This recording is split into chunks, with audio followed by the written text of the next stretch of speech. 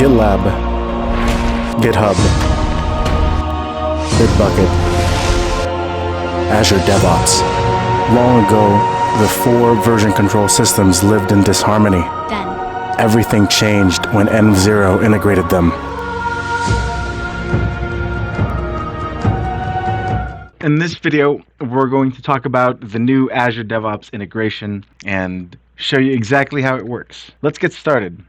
So here we are in the env0 dashboard. I'm going to go into the core payments non-production project and create a new environment. An environment is just a run of Terraform. And we're going to go directly to the version control system here instead of creating a new template. As you can see here, env0 works with Terraform, Terragrant, Pulumi, Kubernetes, CloudFormation, and pretty much anything you can script, you can put into a workflow.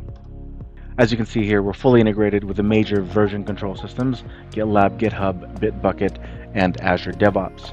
For today's release, we're going to be deploying a Terraform module from Azure DevOps, so let's go ahead and connect our Azure DevOps instance. If this is your first time linking Azure DevOps to env0, it's going to ask you for permissions. Simply hit accept, and now the Azure DevOps app is installed.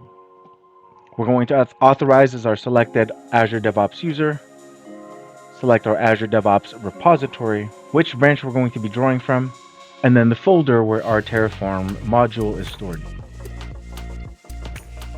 With that, we're able to load our Terraform code, inject our Terraform variables from this project, and on the final screen, we can select our env0 options like using the env0 remote backend, redeploying on every push to the Git branch for a GitOps workflow, running Terraform plan on new pull requests targeting this main branch, approval plans, whether or not you have an approval workflow, and drift detection.